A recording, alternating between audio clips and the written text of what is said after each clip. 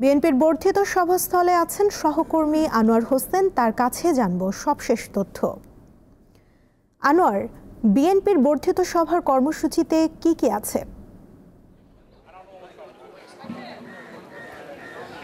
সুমনা, প্রথমেই বলি যে আসলে দীর্ঘদিন পর বিএনপির এই বর্ধিত সভা যদি বলা যায় তাহলে বলবো যে বিএনপির আসলে সাংগঠনিক পর্যায়ের একটা বড় আয়োজন দীর্ঘদিন পর আজকে এখানে অনুষ্ঠিত হতে যাচ্ছে। আর অল্প কিছুক্ষণের মধ্যেই বিএনপির যে ভারপ্রাপ্ত চেয়ারম্যান তারেক রহমান তিনি কিন্তু আসলে উদ্বোধন করবেন, উদ্বোধনী বক্তব্য তিনি দিবেন। সেই সঙ্গে বিএনপি মহাসচিব মির্জা ফখরুল ইসলাম আলমগীর সহ দলের একেবারে নীতি নির্ধারণী পর্যায়ের যারা আছেন তারাও তো আসলে যথারীতি এখানে উপস্থিত থাকবেন। আর আপনি নিশ্চয়ই দেখতে পাচ্ছেন যে একটা আমেজ কিন্তু আছে, একটা উচ্ছলতা আছে নেতাদের মধ্যে, একেবারে বিএনপির সেই তৃণমূল পর্যায় থেকে, যেটি আপনি খবরেই বলছিলেন যে একেবারে সেই পৌর যে বিএনপির কমিটি সে থেকে শুরু করে একেবারে শীর্ষ জেলা উপজেলা মহানগরের যে নেতাকর্মী আছে, অর্থাৎ নেতারা আছেন, বিশেষ করে সভাপতি, সাধারণ সম্পাদক, সদস্য সচিব, আহ্বায়ক, এদের নিয়েই কিন্তু আসলে আজকের এই বর্ধিত সভা।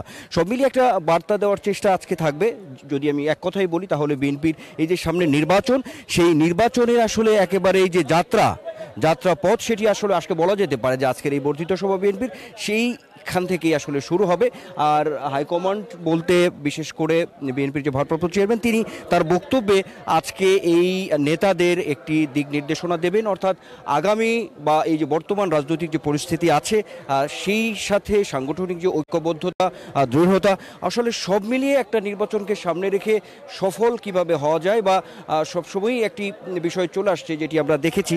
নিশ্চয়ই সুমন, আপনি দেখতে পাচ্ছেন বিএনপির যে স্থায়ী কমিটির সদস্য সেলিমা রহমান তিনিও কিন্তু এখন এই যে উপস্থিত হয়েছেন, তিনি যাচ্ছেন। অর্থাৎ আমরা বলতে পারি যে এখানে যে নেতাদের, যে বিএনপির যে তৃণমূল থেকে একেবারে শীর্ষ পর্যায়ের নেতাদের যে মিলন মেলা, সেটিও কিন্তু বলা যেতে পারে দীর্ঘদিন পর, এটা আমরা বলতে পারি। গত 2016 সালের যে বিএনপির যে কাউন্সিল হয়েছিল, তারপরে যদি বলি 2018 সালে নির্বাহী কমিটির সদস্যদের নিয়েও কিন্তু একটি মিটিং হয়েছিল বিএনপি চেয়ারপারসন খালেদা জিয়ার উপস্থিতিতে। তো তারপরে যদি বলি তাহলে বলতে গেলে দীর্ঘ প্রায় 28 বছর পর এই বর্ধিত সভা, অর্থাৎ বিএনপির সাংগঠনিক পর্যায়ের বড় এই আয়োজন, নেতারা এখানে আসতে শুরু করেছেন। নিশ্চয়ই আপনি দেখতে পাচ্ছেন অল্প কিছুক্ষণের মধ্যেই যে এই যে বর্ধিত সভার যে আনুষ্ঠানিকতা, সেই আনুষ্ঠানিকতাটা শুরু হবে। বিএনপি ভারপ্রাপ্ত চেয়ারম্যান তারেক রহমান প্রধান অতিথি হিসেবে বক্তব্য রাখবেন। সেই সঙ্গে স্থায়ী কমিটির সদস্য সহ বিএনপি মহাসচিব তারাও কিন্তু আজকে প্রারম্ভিকভাবে উদ্বোধনীতে তারা কিন্তু বক্তব্য